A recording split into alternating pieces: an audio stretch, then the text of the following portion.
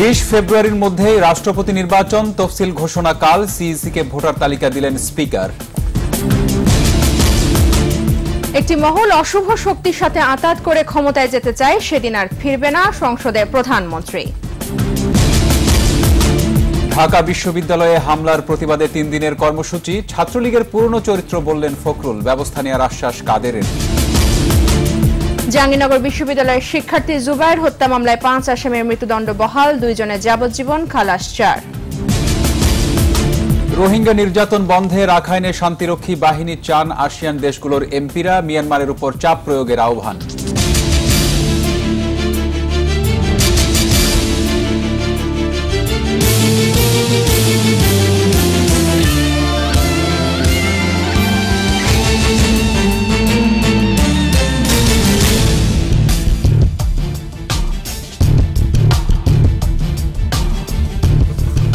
শুনছিলেন first security ইসলামী bank limited সংবাদ শিরোনাম। আমন্ত্রণ জানাচ্ছি সন্ধ্যা 7:21 সংবাদে।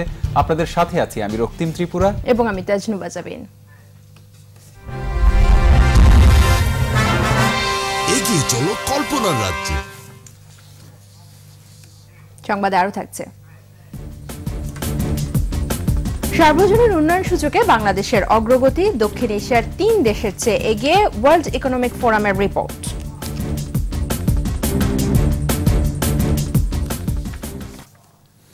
আগামী 18 থেকে 20 ফেব্রুয়ারির মধ্যে রাষ্ট্রপতি পদে নির্বাচন অনুষ্ঠিত হবে। কাল কমিশনের বৈঠকের পর তফসিল ঘোষণা করা হবে বলে জানিয়েছেন প্রধান নির্বাচন কমিশনার KM নুরুল হুদা। দুপুরে সংসদ ভবনে স্পিকার ডক্টর শিরিন শারমিন চৌধুরীর সাথে বৈঠকের পর কথা জানান তিনি। বৈঠকে রাষ্ট্রপতি নির্বাচনের ভোটার সংসদ সদস্যদের তালিকা সিইসির কাছে দিয়েছেন স্পিকার। স্মৃতি মণ্ডলের রিপোর্ট। আগামী 23 এপ্রিল শেষ হচ্ছে রাষ্ট্রপতি মোহাম্মদ আব্দুল হামিদের মেয়াদ। কে হচ্ছেন বঙ্গভবনের পরবর্তী বাসিন্দা, এ নিয়ে এরই মধ্যে শুরু হয়েছে জল্পনা কল্পনা। সংবিধান অনুযায়ী মেয়াদ শেষ হওয়ার পূর্ববর্তী 90 থেকে 60 দিনের মধ্যে রাষ্ট্রপতি নির্বাচনে ভোট গ্রহণ করতে হবে। সে অনুযায়ী 24 জানুয়ারি থেকেই শুরু হয়েছে ক্ষণগণনা। আর এ দিনটিতেই সংসদ ভবনে স্পিকার ডক্টর শিরিন শারমিন চৌধুরীর সাথে সাক্ষাৎ করেন প্রধান নির্বাচন কমিশনার KM নুরুল হুদা। এ সময় সংসদ সচিবালয় ও নির্বাচন কমিশনের কর্মকর্তারাও উপস্থিত ছিলেন। পরে স্পিকার সাংবাদিকদের জানান, রাষ্ট্রপতি নির্বাচনের জন্য ইসি সচিবালয় থেকে যে ভোটার তালিকা চাওয়া হয়েছিল তা সরবরাহ করা হয়েছে। সংবিধান অনুযায়ী সংসদ সদস্যদের ভোটে রাষ্ট্রপতি নির্বাচিত হন। বৈঠক শেষে সিইসি জানান, আগামী 18 থেকে 20 ফেব্রুয়ারির মধ্যে রাষ্ট্রপতি নির্বাচন হবে। বৃহস্পতিবার কমিশনে বৈঠক শেষে তফসিল ঘোষণা করা হবে বলেও জানান তিনি। নির্বাচনের জন্য আমাদের নির্বাচন কমিশন সংসদ সচিবালয়ের এবং সংসদের কী ধরনের সাহায্য সহযোগিতা পেতে পারে সেগুলো নির্ধারিত আছে। সেগুলো কখন কীভাবে পেতে পারি পাবো সেটা নিয়ে তার সাথে পরামর্শ করেছি। 18 ফেব্রুয়ারি থেকে 20 ফেব্রুয়ারির মধ্যে নির্বাচন হবে। আর ডিটেল তফসিল সেটা আগামীকালকে আমরা কমিশন সভায় নির্ধারণ করব। এদিকে বিচার প্রশাসন প্রশিক্ষণ ইনস্টিটিউটে নিম্ন আদালতের বিচারকদের কর্মশালা শেষে আইনমন্ত্রী সাংবাদিকদের জানান, সংবিধান অনুযায়ী রাষ্ট্রপতি নির্বাচনের ব্যবস্থা করবে কমিশন। আওয়ামী লীগ যথাসময়ে প্রার্থী চূড়ান্ত করবে বলেও জানান তিনি। পদ্ধতি দিয়ে কিন্তু প্রার্থী চূড়ান্ত করা হয়। স্মৃতি মণ্ডল, 21 টেলিভিশন, ঢাকা। একটি বিশেষ শ্রেণী সবসময় বাঁকা পথে ক্ষমতায় যাওয়ার জন্য অশুভ শক্তির কাছে বিক্রি হওয়ার জন্য প্রস্তুত থাকে বলে মন্তব্য করেছেন প্রধানমন্ত্রী শেখ হাসিনা। বিকেলে জাতীয় সংসদের প্রশ্ন উত্তর পর্বে তিনি আরো বলেন, আঘাতকারীদের দিন আর ফিরবে না, ক্ষমতায় যেতে হলে জনগণের কাছে যেতে হবে বলেও মন্তব্য করেন শেখ হাসিনা। আর জানাচ্ছেন অখিল পোদ্দার। জাতীয় সংসদের অধিবেশন বুধবার বিকেলে শুরু হলে প্রশ্নোত্তর পর্বে অংশ নেন প্রধানমন্ত্রী শেখ হাসিনা। সংসদ সদস্যদের প্রশ্নের জবাবে দেশের উন্নয়ন চিত্র তুলে ধরেন তিনি। দেশের মানুষ ভালো আছে উল্লেখ করে সবাইকে নিয়ে এভাবেই দেশ পরিচালনার প্রত্যয় ব্যক্ত করেন শেখ হাসিনা। গত 1 বছরে মাথাপিছু আয় বেড়েছে $145। সম্পূরক প্রশ্নের জবাবে প্রধানমন্ত্রী বলেন, বাঁকা পথে যারা ক্ষমতায় যেতে চায় তারাই উন্নয়ন দেখতে পায় না। একটা শ্রেণী আমাদের দেশে আছে তারা কিন্তু ওই জনগণের কাছে যেতে চায় না, তারা একটু বাঁকা পথ খোঁজে ক্ষমতায় যেতে। যেহেতু অবৈধভাবে ক্ষমতা দখলকারী, অর্থাৎ হঠাৎ একদিন ঘোষণা দিল এখন থেকে রাষ্ট্রপতি হলাম, তো তারা তাদের ওই ক্ষমতাকে কুক্ষিগত করার জন্য তারা কিছু লোক খুঁজে নেয়। বিশেষ ওই শ্রেণীটি ক্ষমতায় যেতে অশুভ শক্তির অপেক্ষায় প্রহর গোনেন, এমন মন্তব্য প্রধানমন্ত্রীর। কিছু মানুষ সবসময় থাকে যে সবসময় মানে তারা নিজেদেরকে এই ধরনের অশুভ শক্তির কাছে বিক্রি করতে প্রস্তুত। তারা রাজনীতির ক্ষেত্রে বা ক্ষমতার ক্ষেত্রে ওরকম একটা মানে বুকে একটা সাইনবোর্ড লাগিয়ে বসে থাকে, ইউজ মি, মানে আমাকে ব্যবহার করুন। এই ধরনের অসাংবিধানিক পথে যদি কোনো ক্ষমতা ধর আসে, হয় এমার্জেন্সি দিয়ে অথবা মার্শাল ল দিয়ে যদি কেউ এভাবে ক্ষমতা দখল করে, তখন তাদের একটা গুরুত্ব বাড়বে এবং তারা তখন একটা পতাকা পাবে এবং তারা ক্ষমতায় যেতে পারবে। তাদের আচরণগুলি যখন আমরা দেখি, আর ওই যে কবে দড়ি ছিঁড়বে তবে কপাল খুলবে, ওই আশায় যারা বসে থাকে, খুব স্বাভাবিকভাবে তখন তো একটু গাধার কথা মনে পড়ে। মাননীয় স্পিকার, প্রধানমন্ত্রী শেখ হাসিনা আরো বলেন, জনগণের ভোট ছাড়া ক্ষমতায় যাওয়ার পথ সাংবিধানিকভাবেই বন্ধ করে দেয়া হয়েছে। রাজনীতি করতে গেলে জনগণের ভোট পেতে হয়, জনগণের কাছে দাঁড়াতে হয়, ভোট ভিক্ষা চাইতে হয় এবং ভোট পেয়ে নির্বাচিত প্রতিনিধি হয়ে এই সংসদে বসতে হয় এবং সরকার গঠন করতে হয়, যদি আমরা মানে গণতান্ত্রিক একটা ধারা অনুসরণ করতে চাই। সংসদে বর্তমান বিরোধী দলের ভূমিকার প্রশংসাও করেন শেখ হাসিনা। বিএনপি জামাত যখন বিরোধী দলে ছিল, অখিল পোদ্দার, একুশে টেলিভিশন, ঢাকা। কৃষি জমি বাঁচিয়ে শিল্প কারখানা গড়ার আহ্বান জানিয়েছেন প্রধানমন্ত্রী শেখ হাসিনা। তবে দেশের অর্থনীতিকে আরো গতিশীল করতে সরকার বিনিয়োগকারীদের পাশে থাকবে বলে জানান তিনি। সকালে বেবজা ইন্টারন্যাশনাল ইনভেস্টর্স সামিটের উদ্বোধনী অনুষ্ঠানে একথা বলেন প্রধানমন্ত্রী। বাংলাদেশে বিনিয়োগ করতে আন্তর্জাতিক বিনিয়োগকারীদের প্রতিও আহ্বান জানান তিনি। আরো জানাচ্ছেন মামুন রশিদ। আওয়ামী লীগ সরকারের নেওয়া উন্নয়ন পরিকল্পনার অন্যতম সারা দেশে ১০০টি বিশেষ অর্থনৈতিক অঞ্চল গড়ে তোলা। চট্টগ্রামের মিরসরাইয়ে ১০৫০ একর জমির ওপর দেশের সবচেয়ে বড় অর্থনৈতিক অঞ্চল গড়ে তুলছে বেবজা। এতে বিনিয়োগ হবে $৪.৫ বিলিয়ন, কর্মসংস্থান হবে প্রায় ৫ লাখ মানুষের। বঙ্গবন্ধু আন্তর্জাতিক সম্মেলন কেন্দ্রে ভিডিও কনফারেন্সের মাধ্যমে প্রকল্পটির ভিত্তিফলক উন্মোচন করেন প্রধানমন্ত্রী শেখ হাসিনা। সেই সঙ্গে বেবজা ইন্টারন্যাশনাল ইনভেস্টর সামিট ২০১৮ উদ্বোধন করেন তিনি। দেশি বিদেশি বিনিয়োগ বাড়াতেই এই আয়োজন। উদ্বোধনী অনুষ্ঠানে প্রধানমন্ত্রী বলেন, বিনিয়োগ আকর্ষণ এবং পণ্যের বহুমুখীকরণের মাধ্যমে রপ্তানি বৃদ্ধি, নতুন কর্মসংস্থান সৃষ্টি, নারীর ক্ষমতায়ন ও অর্থনৈতিক প্রবৃদ্ধি অর্জনে ভূমিকা রাখছে বেবজা। আমি আশা করি যে বেবজা এই বিশেষ যে বিরাট অঞ্চল পেলেন, এখানে বিনিয়োগে তারা আরো সাফল্য অর্জন করতে পারবে। তিনি বলেন, এরই মধ্যে বিনিয়োগের আকর্ষণীয় স্থান হিসেবে দেশ বিদেশে পরিচিতি পেয়েছে দেশের ইপিজেডগুলো। তবে শিল্পের প্রসার ঘটাতে গিয়ে যেন কৃষি জমি নষ্ট না হয় সেদিকে খেয়াল রাখার তাগিদ দেন প্রধানমন্ত্রী। পাশাপাশি বাংলাদেশ বিনিয়োগের উত্তম স্থান উল্লেখ করে আরো বেশি করে বিনিয়োগ করতে বিদেশি উদ্যোক্তাদের প্রতি আহ্বান জানান শেখ হাসিনা। আমার দেশি বিদেশি বিনিয়োগকারী সকলকেই যে এই স্পেশাল ইকোনমিক জোনগুলিতে যদি বিনিয়োগ করেন, তাহলে সেখানে সব ধরনের সুযোগ সুবিধা আমরা সৃষ্টি করে দিচ্ছি। সে যাতায়াত ব্যবস্থা থেকে শুরু করে যা যা প্রয়োজনীয় সেটা আমরা তৈরি করে দিচ্ছি। প্রধানমন্ত্রী বলেন, শিল্প কারখানা প্রসারের সাথে পরিবেশ রক্ষাও জরুরি। একই সঙ্গে কারো উস্কানি যেন কর্মপরিবেশ নষ্ট করতে না পারে সে ব্যাপারে সচেতন থাকতে শ্রমিকদের প্রতিও আহ্বান জানান তিনি। বাইরের কারো উস্কানিতে আপনারা যেন কোনো মতেই আপনাদের এই কর্মক্ষেত্রের কোনো ক্ষতি যেন না হয় সেদিকে বিশেষভাবে দৃষ্টি দেবেন। মামুন রশিদ, একুশে টেলিভিশন, ঢাকা। ঢাকা বিশ্ববিদ্যালয়ে নিপীড়ন বিরোধী শিক্ষার্থীদের উপর হামলার প্রতিবাদে সারা দেশে ছাত্র ধর্মঘট সহ ৩ দিনের কর্মসূচি দিয়েছে প্রগতিশীল ছাত্রজোট। আর উপাচার্যকে লাঞ্ছিত করার দায়ে জড়িতদের বহিষ্কার ও বিচার দাবি করেছে ছাত্রলীগ সমর্থিত সচেতন শিক্ষার্থীরা। আরো জানাচ্ছেন প্রণব চক্রবর্তী। ৭ কলেজের অধিভুক্তি বাতিল ও নিপীড়নের প্রতিবাদে উপাচার্যের কার্যালয় ঘেরাও কেন্দ্র করে মঙ্গলবার বাম সমর্থিত প্রগতিশীল ছাত্র জোটের সাথে সংঘর্ষ হয় ছাত্রলীগের। বুধবার সকাল থেকেই ঢাকা বিশ্ববিদ্যালয় ক্যাম্পাস ও উপাচার্যের কার্যালয়ের সামনে অবস্থান নেয় ছাত্রলীগ সমর্থিত সচেতন শিক্ষার্থীরা। শিক্ষক লাঞ্ছনার অভিযোগ এনে ভিসির কার্যালয় ঘেরাওকারীদের বহিষ্কারের দাবি জানায় তারা। স্যারকে যারা অপমান করছে তাদের আমরা দৃষ্টান্তমূলক শাস্তি চাই। ভিসি স্যারকে অপমান অপদস্থ করেছে, এটা কখনোই আমাদের কাছে কাম্য ছিল না। রড দিয়ে সেই গেট তালা ভাঙার সংস্কৃতি ঢাকা বিশ্ববিদ্যালয়ে অনেকদিন ছিল না, সেই সংস্কৃতি যারা ফিরিয়ে আনতে চায় আমরা তাদের বহিষ্কারের দাবি জানাচ্ছি। এদিকে মধুর ক্যান্টিনে সংবাদ সম্মেলনে হামলার প্রতিবাদে 29 জানুয়ারি ছাত্র ধর্মঘট সহ 3 দিনের কর্মসূচি ঘোষণা করে প্রগতিশীল ছাত্রজোট। হামলায় জড়িতদের বিচার দাবি করে তারা। ছাত্রলীগের কেন্দ্রীয় কমিটির সাধারণ সম্পাদক, ঢাকা বিশ্ববিদ্যালয়ের সভাপতি সহ সেখানে উপস্থিত ছিল এবং দফায় দফায় সেই হামলা হয়েছে। 26 জানুয়ারি শুক্রবার বিকাল 3টায় এখানে রাজু ভাস্কর্যে ছাত্র, শিক্ষক সহ বিভিন্ন শ্রেণী পেশার মানুষকে নিয়ে আমরা এখানে সংহতি সমাবেশ পালন করব।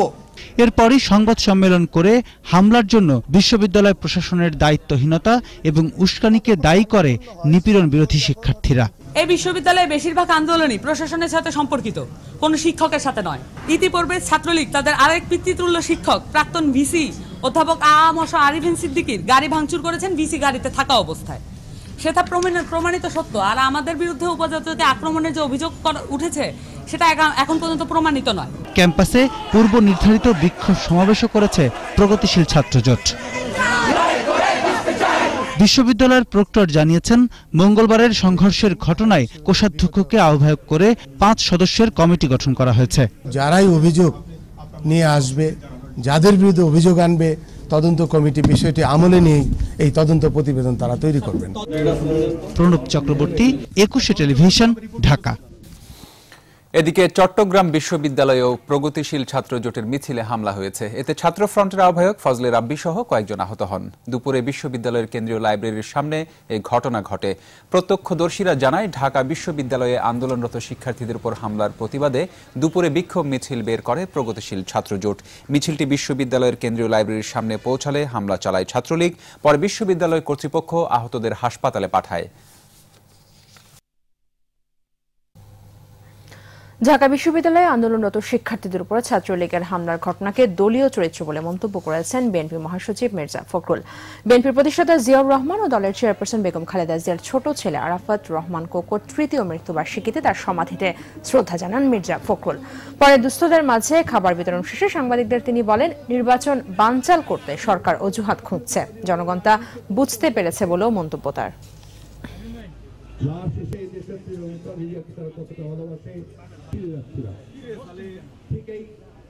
আমাদের আমিরুলকে গ্রেফতার করেছিল, জেলে গেছিল।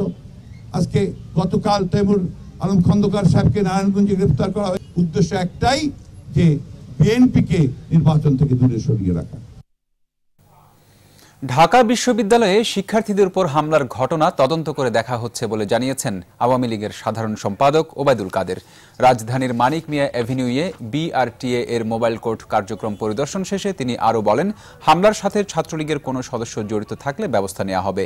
এদিকে মগবাজারে নজরুল শিক্ষালয়ে এক অনুষ্ঠানে যোগ দিয়ে স্বরাষ্ট্রমন্ত্রী আসাদুজ্জামান খান কামাল বলেন, বিশ্ববিদ্যালয় কর্তৃপক্ষই তাদের সমস্যার সমাধান করবে, তবে কোনো বিশৃঙ্খলা ঘটতে দেয়া হবে না। বিশ্ববিদ্যালয় কর্তৃপক্ষ যদি ছাত্রলীগকে এখানে কোনো ইনভলভ দেখে, ছাত্রলীগ যদি এখানে অন্যায় করে থাকে, সেটার শাস্তি অবশ্যই ছাত্রলীগকে পেতে হবে।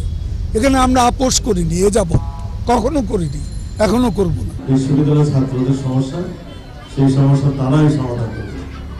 আমরা সেখানে কোনো রকম হস্তক্ষেপ করতে হবে, কোনো ধ্বংসাত্মক কাজে লিপ্ত হয় কিংবা কোনো সংঘর্ষে লিপ্ত হয়, তখনই শুধু আইন শৃঙ্খলা বাহিনী সেখানে যায়, তাদের যে ব্যবস্থা, আইনগত যে অবস্থা, সেইটা সেখানে যাবে।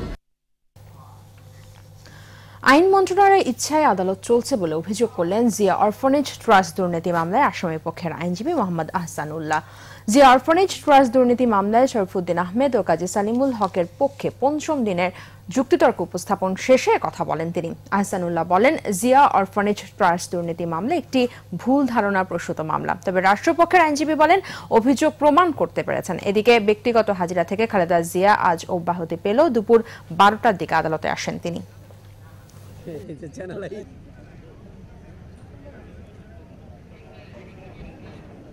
জাহাঙ্গীরনগর বিশ্ববিদ্যালয়ের ছাত্র জুবায়ের আহমেদ হত্যা মামলায় 5 আসামির মৃত্যুদণ্ড এবং 2 জনের যাবজ্জীবন সাজা বহাল রেখেছেন হাইকোর্ট। রায়ে যাবজ্জীবন প্রাপ্ত 4 জনকে খালাস দেওয়া হয়েছে। বিচারপতি ভবানী প্রসাদ সিংহ ও বিচারপতি মোস্তফা জামান ইসলামের বেঞ্চ এই রায় দেন। রায়ে স্বস্তি প্রকাশ করে অ্যাটর্নি জেনারেল বলেন, রায়টি সমাজের কাছে এই তথ্য পৌঁছে দেবে যে অপরাধী যেই হোক সাজা পেতেই হয়। শাকেরা আরজুর রিপোর্ট। 2012 সালের 8 জানুয়ারি জাহাঙ্গীরনগর বিশ্ববিদ্যালয়ের ছাত্র জুবায়ের আহমেদকে কুপিয়ে জখম করেন ছাত্রলীগের নেতাকর্মীরা। চিকিৎসাধীন অবস্থায় পরদিন ভোরে মৃত্যু হয় তার। এই ঘটনায় 9 জানুয়ারি বিশ্ববিদ্যালয়ের ডেপুটি রেজিস্ট্রার হামিদুর রহমান বাদী হয়ে আশুলিয়া থানায় মামলা করেন। নিম্ন আদালতের রায়ে 5 জনকে মৃত্যুদণ্ড ও 6 জনকে যাবজ্জীবন কারাদণ্ড দেন আদালত। এই মামলার ডেথ রেফারেন্স ও আপিলের শুনানি শেষে রায় ঘোষণা করেন হাইকোর্ট। রায়ে 5 জনের মৃত্যুদণ্ড বহাল রাখেন হাইকোর্ট। তারা হলেন আশিকুল ইসলাম আশিক, খান মোহাম্মদ রইস, জাহিদ হাসান, মোহাম্মদ রাশিদুল ইসলাম রাজু এবং মাহবুব আকরাম। যে 5 জনের ফাঁসির আদেশ দেওয়া হয়েছিল নিম্ন আদালত থেকে, সেই আদেশ বহাল রাখা হয়েছে। বিচারিক আদালতে যাবজ্জীবন দণ্ডপ্রাপ্ত ইশতিয়াক মেহবুব অরূপ ও নাজমুস সাকিব তপুর দণ্ড বহাল রয়েছে। রায়ে যে 4 জনকে খালাস দেওয়া হয়েছে তারা হলেন কামরুজ্জামান সোহাগ, মাজহারুল ইসলাম, শফিউল আলম সেতু ও অভিনন্দন কুণ্ডু অভি। এ রায়ে সন্তোষ প্রকাশ করেছে খালাসপ্রাপ্ত 4 আসামির আইনজীবী। অভিনন্দন কুণ্ডু এলাইস অভি, 2 নম্বর এমডি কামরুজ্জামান এলাইস সোহাগ, 3 নম্বর এমডি মাজহারুল ইসলাম, 4 নম্বর এমডি শফিকুল আলম এলাইস সেতু। জুবায়েরের নৃশংস হত্যাকাণ্ডে তার পরিবার নিঃস্ব হয়েছিল বলে জানান অ্যাটর্নি জেনারেল। এই মেসেজটা সমাজে যাবে যে কাউকে হত্যা করলে তাকেও ফাঁসির দড়িতে ঝুলতে হয়। পলাতক আসামিদের দ্রুত গ্রেফতার করে দণ্ড কার্যকর করার কথা জানান অ্যাটর্নি জেনারেল। প্রতিটি হত্যাকাণ্ডের বিচার এরকম হয়েছে। শাকেরা আরজু, 21 টেলিভিশন, ঢাকা। রাখাইনে রোহিঙ্গাদের উপর নির্যাতন বন্ধে শান্তিরক্ষী বাহিনী মোতায়েনের জন্য আলোচনার আহ্বান জানিয়েছেন আসিয়ান পার্লামেন্টারিয়ানস ফর হিউম্যান রাইটস। বিকেলে রাজধানীর একটি হোটেলে সংবাদ সম্মেলনে জাতিগত নিধন বন্ধে মিয়ানমার সেনাবাহিনীর উপর আন্তর্জাতিক চাপ অব্যাহত রাখারও আহ্বান জানান আসিয়ান এমপিরা। সাইদুল ইসলামের রিপোর্ট। মিয়ানমারের রাখাইনে গেল 25শে আগস্ট কয়েকটি সেনা চৌকিতে সন্ত্রাসী হামলার অভিযোগ এনে রোহিঙ্গাদের উপর নির্যাতন শুরু করে মিয়ানমার বাহিনী। প্রাণ ভয়ে বাংলাদেশে আশ্রয় নেয় কয়েক লাখ রোহিঙ্গা। রোহিঙ্গাদের জাতিগত নিধনে শুরু থেকেই সমালোচনামুখর আসিয়ান দেশগুলো। সফররত আসিয়ান পার্লামেন্টারিয়ানস ফর হিউম্যান রাইটস কক্সবাজারের বিভিন্ন রোহিঙ্গা ক্যাম্প ঘুরে এসে সংবাদ সম্মেলনে জানান, এটি একটি বহুমাত্রিক সংকট। This has become an ASEAN problem. It has got implications for human trafficking. It has got implications for regional stability. People of ASEAN, people of Bangladesh, to speak up about what the atrocities that have been committed, to speak up for the Rohingyas who are voiceless at this point. ASEAN এমপিরা বলেন, রোহিঙ্গা নিধন বন্ধ ও সহিংসতা বন্ধের সময় এসেছে। এখন এই মিয়ানমারে শান্তিরক্ষী বাহিনী পাঠানো দরকার বলে মনে করেন তারা। So the violence is still happening, isn't stopped. You might have signed an agreement of repatriation, but the violence has not stopped. So people are fearful of returning. That is why they want to assure a peacekeeping force. The things that we talk about, the United Nations peacekeeping force, the rights to education, the freedom of religion, these are things that have not been included in the agreement at this point. সংকট সমাধানে আশপাশের দেশগুলো বিশেষ করে চীন, Russia ও ভারতকে শক্ত অবস্থান নেওয়ার আহ্বান জানান তারা। সাইদুল ইসলাম, 21 টেলিভিশন, ঢাকা। ইসলামী ব্যাংক বিরতি। যখন ফিরছি তখন অন্যান্য খবরের সঙ্গে আরও থাকছে। ফুটপাত দখলমুক্ত ও ফিটনেসবিহীন গাড়ি বন্ধে ফেব্রুয়ারিতে দক্ষিণ সিটিতে অভিযান। যানজটের কারণ উবার পাঠাও বলছে ডিএমপি। চট্টগ্রামে হেফাজতে নিয়ে নির্যাতনের অভিযোগ, 6 পুলিশের বিরুদ্ধে মামলা, পিবিআইকে তদন্তের নির্দেশ আদালতের।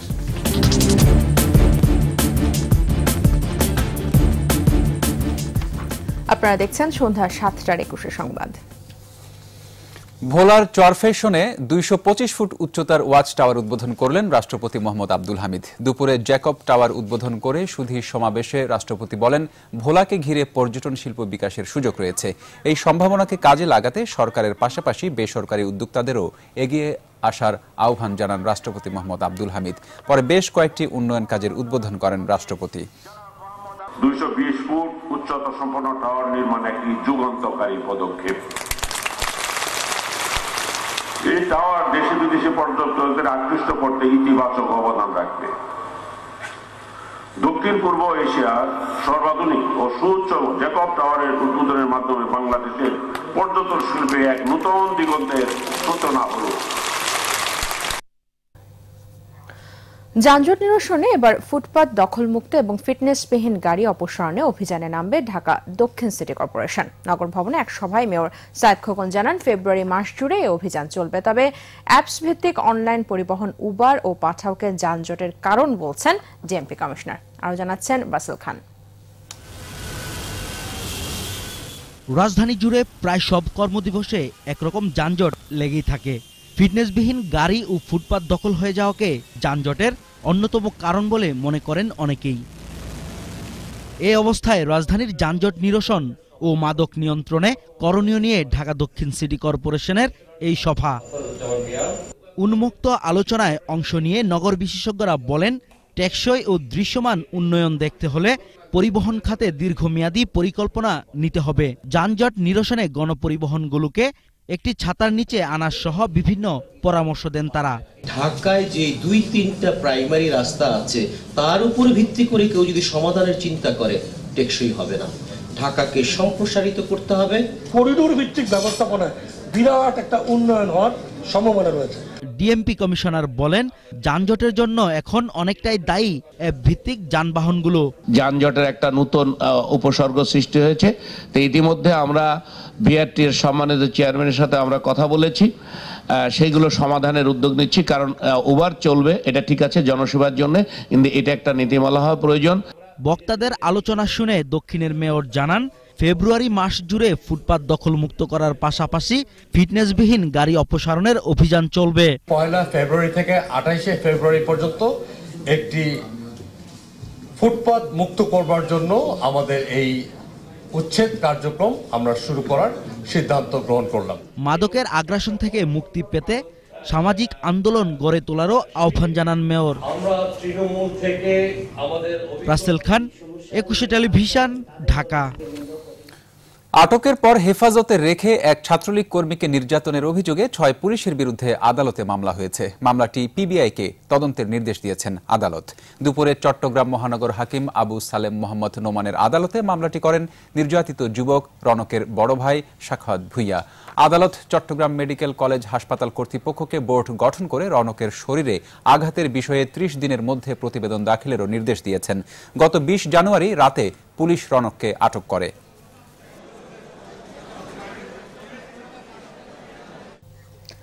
আজ 24 জানুয়ারি, ঐতিহাসিক গণ অভ্যুত্থান দিবস।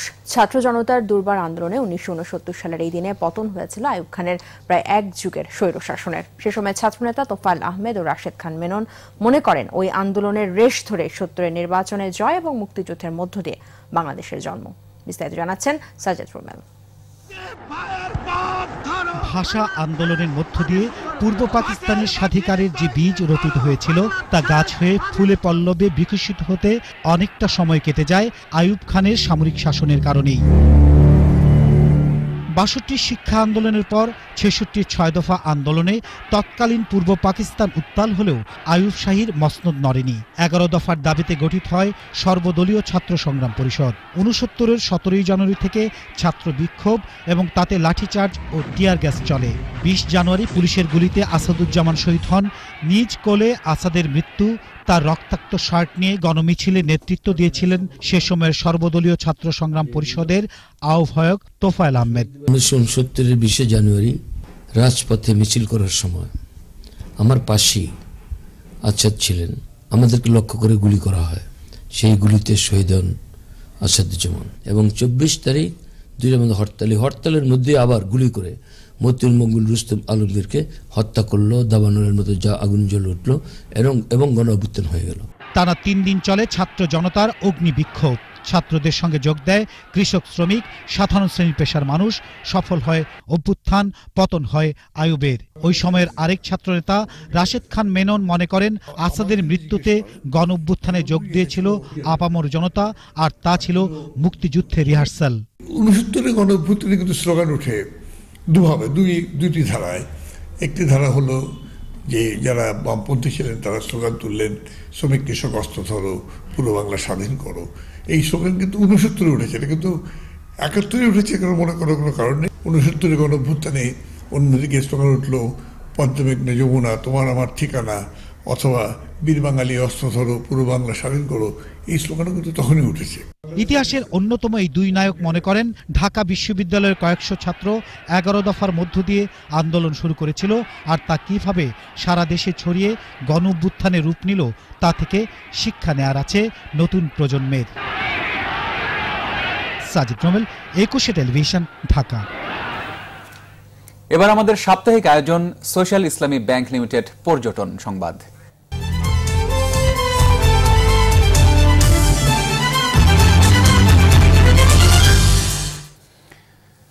লক্ষ্মীপুরের রামগতির চর আলেকজান্ডারের মেঘনা পাড়ে রয়েছে পর্যটনের অপার সম্ভাবনা। 3 কিলোমিটারের বেড়ি বাঁধে জোয়ার ভাটা আর জেলেদের রূপালী ইলিশ ধরাসহ নদীর মনোরম প্রাকৃতিক দৃশ্য মুগ্ধ করে পর্যটকদের। যদিও এখানে পর্যটকদের জন্য নেই কোনো সুযোগ সুবিধা। স্থানীয় সংসদ সদস্য জানিয়েছেন দ্রুতই এই এলাকাকে পর্যটন কেন্দ্র হিসেবে গড়ে তোলা হবে। লক্ষ্মীপুর প্রতিনিধি জান্নাতুল ফেরদৌস নয়নের রিপোর্ট, জানাচ্ছেন আফসানা নীলা।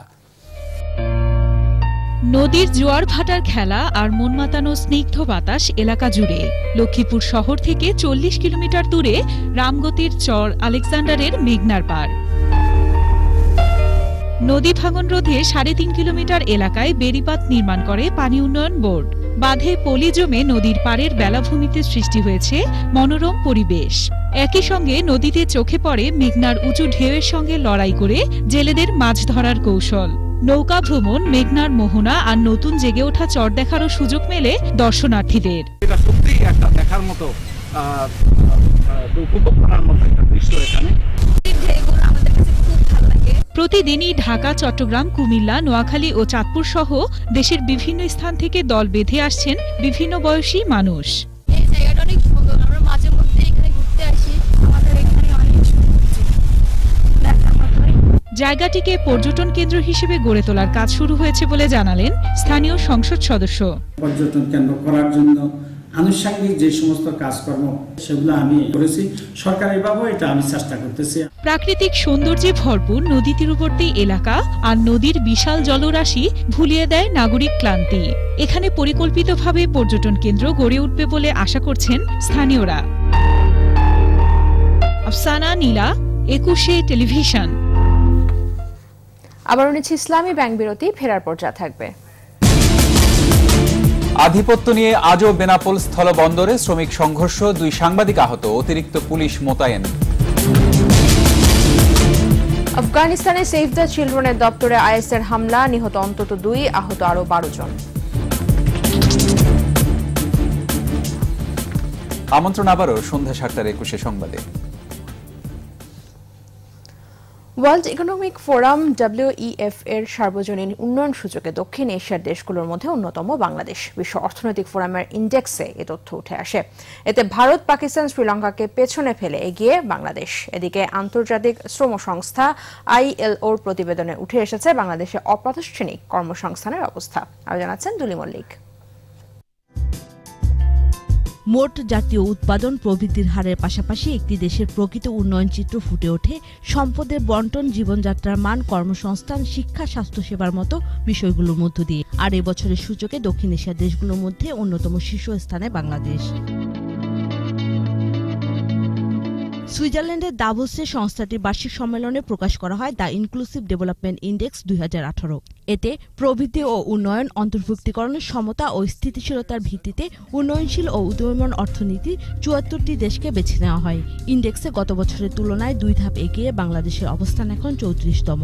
5 বছরের সার্বিক অগ্রগতি 4.5%। বিশ্ব অর্থনৈতিক ফোরাম বলছে উন্নয়নের গতি কিছুটা ধীরে হলেও এগিয়ে যাচ্ছে বাংলাদেশ। তালিকায় দক্ষিণ এশিয়ার দেশগুলোর মধ্যে নেপাল 22, শ্রীলঙ্কা 40, পাকিস্তান 47 ও ভারতের অবস্থান 62তম। এদিকে আইলোর world employment social outlook trends প্রতিবেদন বলছে বাংলাদেশে অপ্রাতিষ্ঠানিক কর্মসংস্থান বাড়ছে, এর হার 80%-এর ওপরে। শ্রমবাজারে এ অবস্থা উন্নয়নের বাধা উল্লেখ করে তা কমিয়ে আনার পরামর্শ দিয়েছে আইলো। দুলি মল্লিক, 21 টেলিভিশন।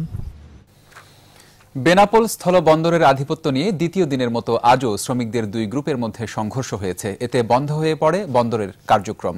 সংঘর্ষের সংবাদ সংগ্রহ করতে গিয়ে আহত হন ইন্ডিপেন্ডেন্ট টিভির যশোর জেলা প্রতিনিধি জিয়া ও ক্যামেরাম্যান শরীফ। তাদের ক্যামেরাও ভাঙচুর করা হয়। এদিকে মুহুর্মুহু বোমা বিস্ফোরণে দোকানপাট ও বন্দরের সবগুলি গেট নিরাপত্তার কারণে বন্ধ করে দেওয়া হয়।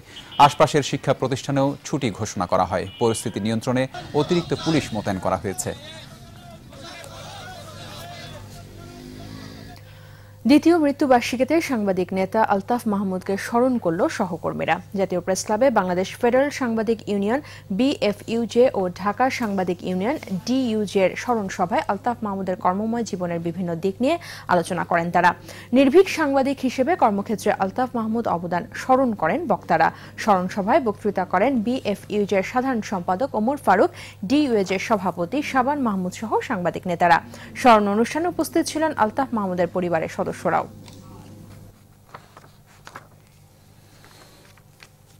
এবার বাণিজ্য সংবাদ।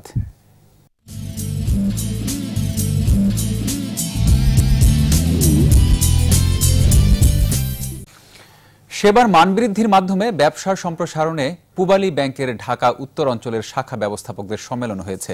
প্রধান কার্যালয়ে অনুষ্ঠিত সম্মেলনে চলতি বছরের লক্ষ্যমাত্রা অর্জনের বিভিন্ন দিক নিয়ে আলোচনা করা হয়। এতে প্রধান অতিথি ছিলেন ব্যবস্থাপনা পরিচালক ও প্রধান নির্বাহী কর্মকর্তা মোহাম্মদ আব্দুল হালিম চৌধুরী। এ সময় উপব্যবস্থাপনা পরিচালক মোহাম্মদ আলী ও আক্তার হামিদ খান, ঢাকা উত্তর অঞ্চলের প্রধান হুমায়ুন কবির সহ অন্যরা উপস্থিত ছিলেন। পর্যায়ে খেলার খবর জানাচ্ছেন রিশান মাহমুদ।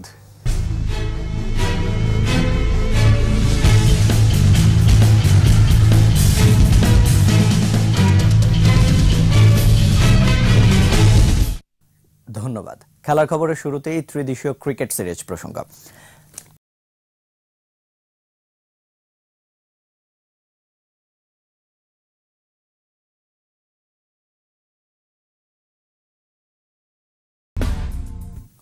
ত্রিদেশীয় সিরিজের গ্রুপ পর্বের শেষ ম্যাচে কাল শ্রীলঙ্কার বিপক্ষে মাঠে নামবে বাংলাদেশ। মিরপুর শেরেবাংলা স্টেডিয়ামে ম্যাচটি শুরু হবে দুপুর 12টায়। টানা 3 ম্যাচ জিতে আগেই ফাইনাল নিশ্চিত করে নির্ভার স্বাগতিকরা। এদিকে ফাইনালের টিকিট পেতে ম্যাচটি অতি গুরুত্বপূর্ণ লঙ্কানদের কাছে। বিস্তারিত সৌরভ ইমামের রিপোর্টে। ফেভারিট হিসেবেই ত্রিদেশীয় সিরিজ শুরু করেছিল টাইগাররা। মাঠের লড়াইয়ে দাপুটে পারফরমেন্স দিয়ে প্রমাণ করেছেন বিশেষণটা যথার্থই ছিল মাশরাফি বাহিনীর। জিম্বাবুয়ে দিয়ে শুরু, এরপর লঙ্কা এবং ফিরতি ম্যাচে আবারও জিম্বাবুয়েকে উড়িয়ে নিরঙ্কুশ শ্রেষ্ঠত্ব প্রদর্শন করেছেন সাকিব তামিমরা। এবার শিরোপার লড়াইয়ের আগে আরও একবার লঙ্কানদের মুখোমুখি হচ্ছে স্বাগতিক দল। ফাইনাল নিশ্চিত হওয়ায় পয়েন্টের কোনো মার প্যাঁচ নেই। নির্ভার বাংলাদেশ দল বুধবার অনুশীলন না করে বিশ্রামে ছিল। তবে ফাইনালের প্রস্তুতি হিসেবে এই ম্যাচে জয়ভিন্ন কিছুই ভাবছে না স্বাগতিকরা। পুরো ম্যাচ টুর্নামেন্টে হারতে চাই না, সবচেয়ে বড় কথা হলো এটাই। তো অবশ্যই ম্যাচটা আমার জন্য সেম ইম্পর্টেন্ট ফাইনালের মতোই, কারণ এটা আলাদা অন্য একটা ওয়ানডে ম্যাচ। সবচেয়ে বড় কথা যেটা একটা ওডিআই ম্যাচ, তো ওইটা আমাদের জন্য খুব ইম্পর্টেন্ট। প্রত্যেকটা ম্যাচই আমার জন্য ইম্পর্টেন্ট। তো ফাইনাল তো অবশ্যই ফাইনাল, বাট তার আগে ম্যাচটা আমার জন্য অনেক ইম্পর্টেন্ট। এদিকে ম্যাচটি দারুণ গুরুত্বপূর্ণ শ্রীলঙ্কার জন্য। প্রথম ম্যাচে জিম্বাবুয়ের কাছে 12 রানে হারের ধাক্কা সামলে ওঠার আগেই বাংলাদেশের কাছে 163 রানের বিশাল হার লঙ্কানদের। এরপর ফিরতি ম্যাচে জিম্বাবুয়ের বিপক্ষে 5 উইকেটের জয়ে অবশ্য ফাইনালের স্বপ্ন বাঁচিয়ে রেখেছে হাতুরুর শিষ্যরা। এবার স্বাগতিকদের হারাতে পারলেই ফাইনাল যাওয়া নিশ্চিত লঙ্কানদের। বাংলাদেশ বিশ্রামে থাকলেও অনুশীলনে ঘাম ঝরিয়েছে থারাঙ্গা কুশল মেন্ডিসরা।